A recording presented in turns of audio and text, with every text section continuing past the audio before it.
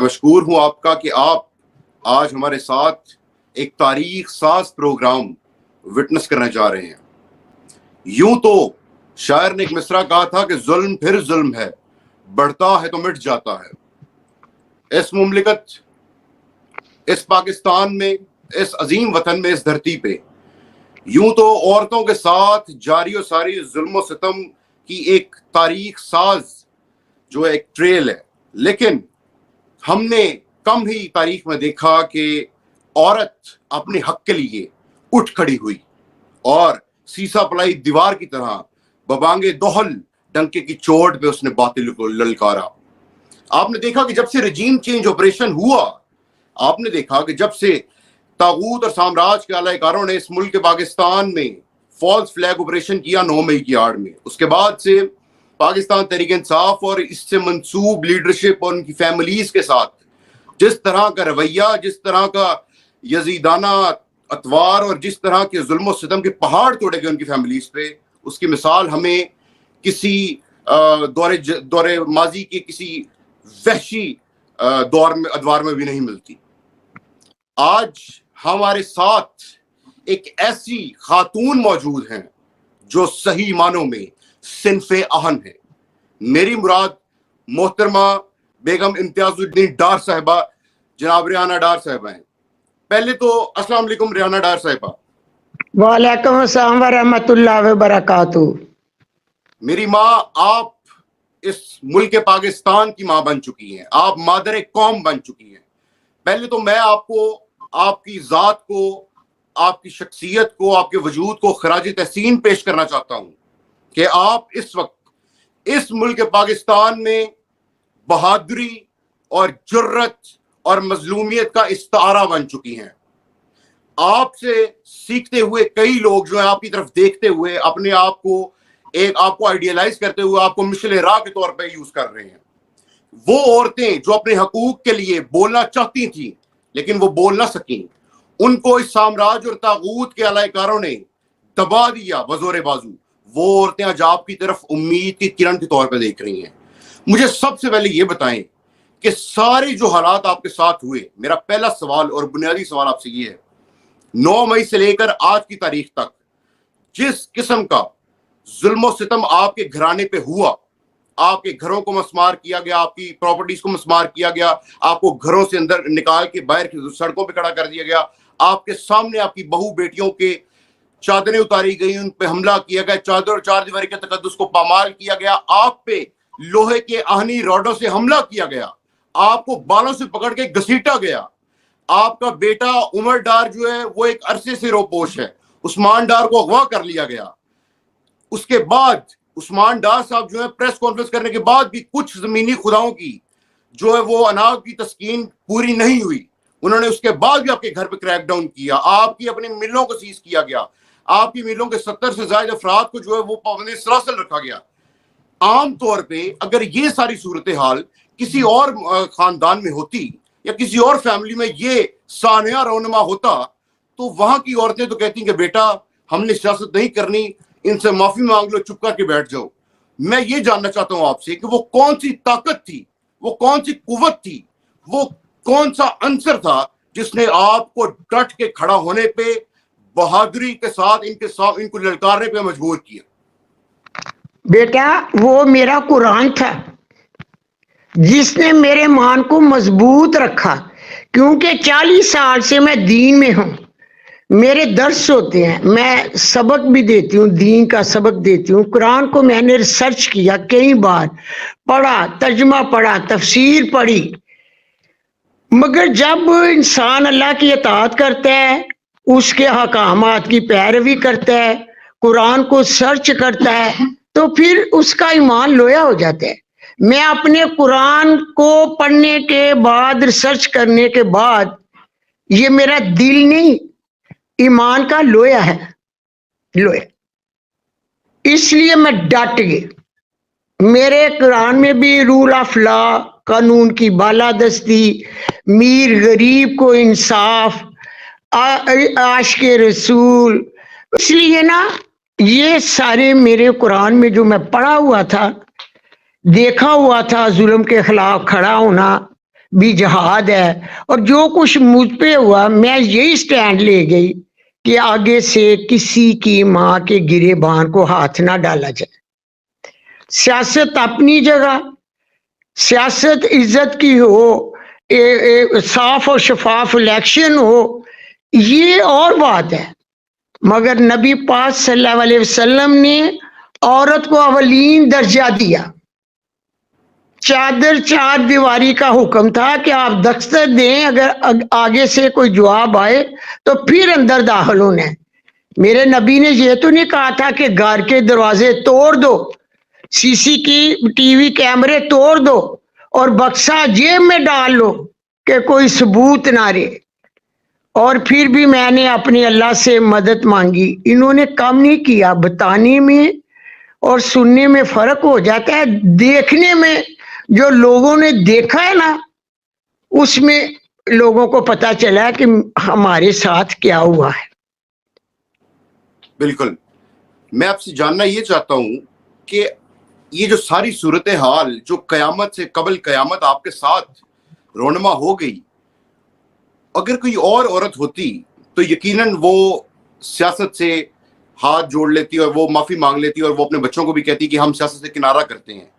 آپ نے بھی بہت خوبی بتایا، بڑے ہی جوش و خروش سے بتایا کہ آپ کو وہ جو چیز جس نے آپ کو ہمت دی، طاقت دی، قوت دی، وہ قرآن پاک ہے، وہ نبی پاک صلی اللہ علیہ وسلم سے عشق ہے، وہ قرآن پاک کی تعلیمات ہیں. لیکن میں جاننا یہ چاہتا ہوں کہ کیا آپ کے علم میں ہے کہ 9 مئی کے بعد کچھ ایسے واقعات بھی رونما ہوئے جس میں کئی گھروں کی چادر اور چار دیواری کا تقدس کو پامال کیا گیا، کئی ماؤں کو جو ہے ان کی عزت پہ ہاتھ ڈالے گئے، ان کو تشدد کا نشانہ بنایا گیا، ان کے بچوں کو ان سے چھین لیا گیا، اغوا کر لیا گیا. ان کے بچے جس طرح میاں عباد فاروق کی ماں ہے، ان کے سامنے ان کا پوتا ان کے ہاتھوں پہ دم توڑ گیا، ان کا بیٹا پابند سلاسل تھا.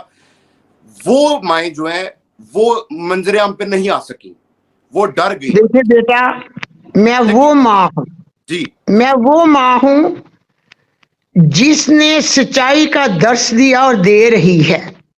9 مئی کے واقعوں میں جنہوں نے تشدد کیا، جو لوگ مجرم ہیں، انہیں سزا ملنی چاہیے.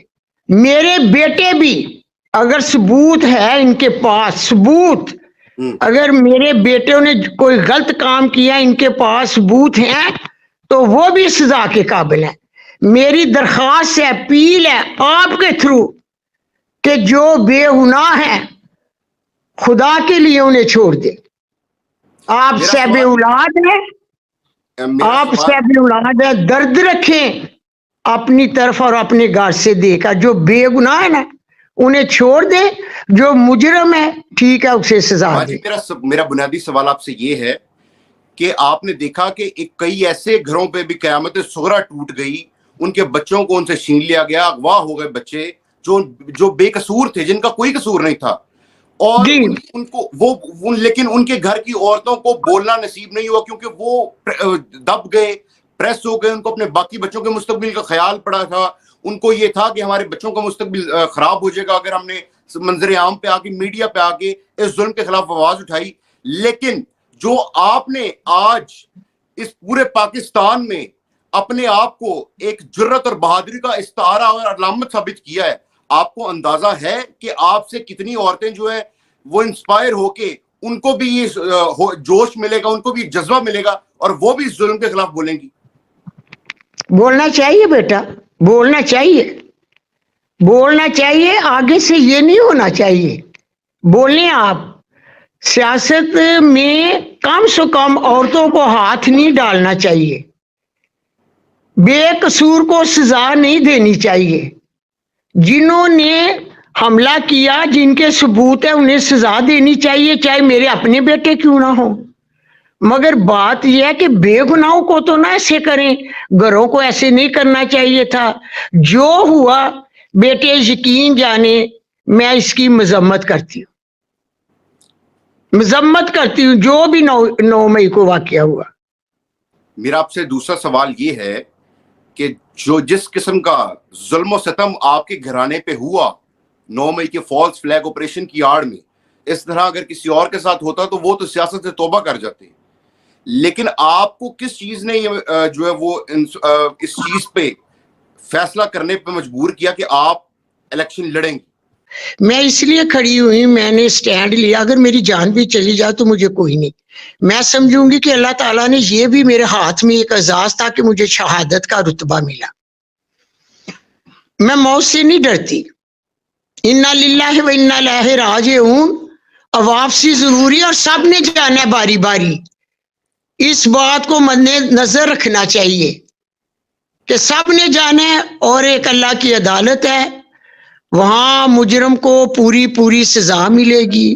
पाकिस्तान की अवाम, पाकिस्तान की माएँ बेटियां, हर पाकिस्तान का मुहिब वतन शहरी ये जानना चाहता है कि आपने जो एक स्टांस लिया है, आपने जो डट के खड़ा होने का एक अज़्म किया है, तो ये जो आप कौमी असम्बली और सूबाई असम्बली का या कौमी असम्बली का इलेक्शन जो आपने कागजात नामजदगी दाखिल करवाए हैं, लड़ने जा रही हैं आप, अल्लाह पाक आपको उसमें सुरखरू करे, हमारी दुआ आपके साथ हैं।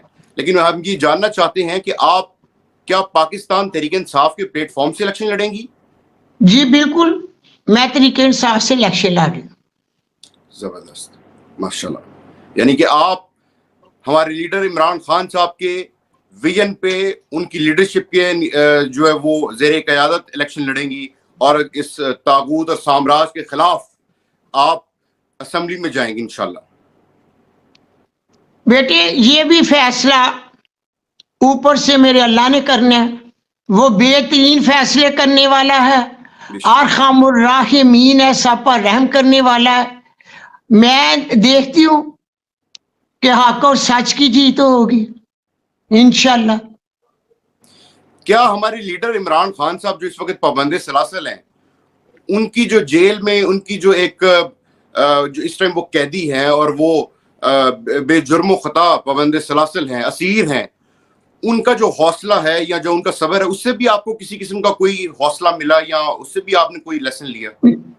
मैं समझती हूँ कि जो चीजें मेरे कुरान में आई थी ना, मैंने तर्जमा पढ़ा, तफसीर पढ़ी है, वो उनमें थी जो मुझ में है। वाह, यानी वो इमरान खान साहब में थी। हाँ, ये चीजें कुरान से हमें हासिल किया, मैंने तर्जमा पढ़ा है। वो भी इस्लाम की बात करते थे, रूल ऑफ लॉ की बात करते थे, कानून की बालादस्ती करते थे, गरीब अमीर के लिए इंसाफ की बात करते। तो देखो इंसाफ मिला? बिल्कुल नहीं मिला, बिल्कुल नहीं मिला। मेरी अपने पाकिस्तान के लिए दुआ है बेटा। मेरा तल्लक आर्मी के घराने से है, सारे मेरे कज़न वगैरह आर्मी में है, मेरी कज़न लेडी डॉक्टर हैं, उनके हस्बैंड डॉक्टर हैं। मैं फ़ौज की इज्जत करती हूँ, मैं फ़ौज से प्यार करती हूँ, मैं फ़ौज के घराने से। फ़ौज है तो हम हैं, हम हैं तो पाकिस्तान है। मेरी दुआएं हैं उनके लिए, अल्लाह ताला हमारी बहादुर फौज को हिम्मत और ताकत दे दुश्मनों के लिए मुकाबला करने की। उनका भी पाकिस्तान, हमारा भी पाकिस्तान, पाकिस्तान जिंदाबाद। मेरा आखिरी सवाल आपसे ये है कि आपके मद्दे मुकाबिल एक इंतहाई मक्कार, अय्यार, चालाक और नौसरबाज किस्म का शख्स है, जिसकी जुबान से खास तौर पे खवातीन उसकी जुबान के शर से महफूज नहीं, उसका नाम ख्वाजा आसिफ है। अगर वो इलेक्शन डे वाले दिन या ड्यूरिंग कंपेन के दौरान धांधली की कोशिश करते हैं या प्री पोल रिगिंग की कोशिश करते हैं, तो आपने इस सूरत हाल से निपटने के लिए कोई कुछ सोचा हुआ है? बेटा, जो करना है ना वो कर ले। मैं गुनाहगार नहीं होना चाहती, फैसला मेरी आवाम का है, वोट इमरान खान का है। 70% सर्वे ने इमरान खान का वोट बताया, 20% सर्वे सियालकोट का दूसरी पार्टी के वोट बता रहा है। मेरा वोट नहीं, इमरान खान का वोट है, इमरान खान का वोट है। और मोहतरमा रेहाना इम्तियाज डार साहिबा पाकिस्तान तहरीक इंसाफ के प्लेटफॉर्म से इंशाल्लाह इलेक्शन लड़ेंगी और इंशाल्लाह ताला। और इस मैं उसके लिए मैदान तो नहीं ना छोड़ सकती, खुला मैदान नहीं मैं छोड़ सकती। जबरदस्त, इस वक्त आप लड़ूंगी मैं इंशाल्लाह ताला। बिल्कुल, और हमें आपने मेरे लिए दुआ करनी है। बिल्कुल, हमारी पूरी कौम की दुआएं आपके साथ हैं इंशाल्लाह। आप इस वक्त जुर्रत और बहादुरी का इस्तारा, अलामत बन चुके हैं इस मुल्क पाकिस्तान में। आप जूदे जन से तस्वीर कायनात में रंग के मिस्ताक इस वक्त कई माओं की, कई बहनों की, कई बेटियों के लिए मिशले राह का किरदार अदा कर रही हैं। اور پوری قوم کی دعائیں آپ کے ساتھ ہیں. ناظرین و حاضرین, آپ نے دیکھا کہ محترمہ ریحانہ امتیاز ڈار صاحبہ نے آپ کو بتایا کہ وہ پاکستان تحریک انصاف کے پلیٹ فارم سے الیکشن لڑیں گی, اور انہوں نے آپ کو بتایا کہ پاکستان تحریک انصاف کے لیڈر بے گناہ اسیر جو اس ٹائم ہے جناب عمران خان صاحب. آخری سوال آپ سے پوچھنا چاہتا ہوں کہ کیا آپ پاکستانی قوم کو اور آپ کو جو سننے اور دیکھنے والے ان کو کوئی پیغام دینا چاہیں گی؟ میں یہی پیغام دینا چاہتی ہوں اپنے ملک کے لیے, پاکستان کے لیے صاف اور شفاف الیکشن ہی ہمارے پاکستان کی ترقی ہے. صاف اور شفاف الیکشن, کردار ادا کریں اس ملک کے لیے صاف اور شفاف الیکشن. بالکل جسے انسان منتخب کرے اسے مان لیا جائے. زبردست. یہی پیغام ہے ایمانداری کا, دیانتداری کا, اللہ کے حکم کا, اللہ کے احکامات کا. یہی پیغام ہے صاف اور شفاف الیکشن. بالکل آگے دیکھو کیا ہوتا ہے. جی, اسی صاف اور شفاف انتخابات کے بعد اگر یہ ممکن ہوا تو ہمارا ملک جو ہے, جو ابھی فی الوقت عدم استحکام کا شکار ہے, وہ مستحکم ہوگا, معاشی طور پہ بھی اور سیاسی طور پہ بھی. بالکل انشاءاللہ. جی انشاءاللہ. ناظرین و حاضرین, آپ نے دیکھا کہ محترمہ ریحانہ امتیاز ڈار صاحبہ نے, جو کہ عثمان ڈار صاحب اور عمر ڈار صاحب کی والدہ ہیں, انہوں نے بتایا کہ کس طرح ان کو قرآن پاک کی تعلیمات, رسول پاک صلی اللہ علیہ وسلم سے عشق نے ڈنکے کی چوٹ پہ ببانگ دوہل سامراج اور طاغوت کے خلاف کھڑا ہونے پہ جو ہے وہ آمادہ کیا. ان کا جوش, ان کا جذبہ اس لیے ہے کیونکہ وہ قرآن پاک کی طالب علم ہیں. انہوں نے اللہ پاک کے احکامات پڑھے ہوئے ہیں, دیکھے ہوئے ہیں, اور وہ اسی پہ عمل پیرا ہیں. اور بے جرم و خطا ہمارے لیڈر جو پابند سلاسل عمران خان صاحب, وہ بھی ان کی انسپریشن ہے. اور عمران خان صاحب بھی ریحانہ امتیاز ڈار صاحبہ کے بقول اسی قرآن پاک کی تعلیمات پر عمل پیرا ہیں, اور وہ بھی حق کے راہی ہیں. اور انہوں نے ساتھ ساتھ یہ بھی بتایا کہ وہ پاکستان تحریک انصاف کے ٹکٹ سے الیکشن لڑیں گی اور میدان خالی نہیں چھوڑیں گی, اور وہ ڈٹی ہوئی ہیں, پوری قوم کی دعائیں ان کے ساتھ ہیں. اور وہ انشاءاللہ, جیسے کہ پی ٹی آئی کے سرویز جو ہے, جنرل الیکشنز کے جو سروے ہیں اس کے مطابق پی ٹی آئی 70% ووٹ لے کے کامیابی حاصل کر رہی ہے. بالکل اسی طرح اگر صاف اور شفاف انتخابات ہوتے ہیں تو ہماری ماں, قوم کی یہ ماں جو اس وقت جرت اور بہادری کو استعارہ اور علامت بن چکی ہے, انشاءاللہ 8 فروری کو خواجہ آصف کو ناکو چنے چبوا کے اقتدار کے ایوانوں تک جائے گی انشاءاللہ. اللہ پاک آپ سب کا حامی و ناصر ہو.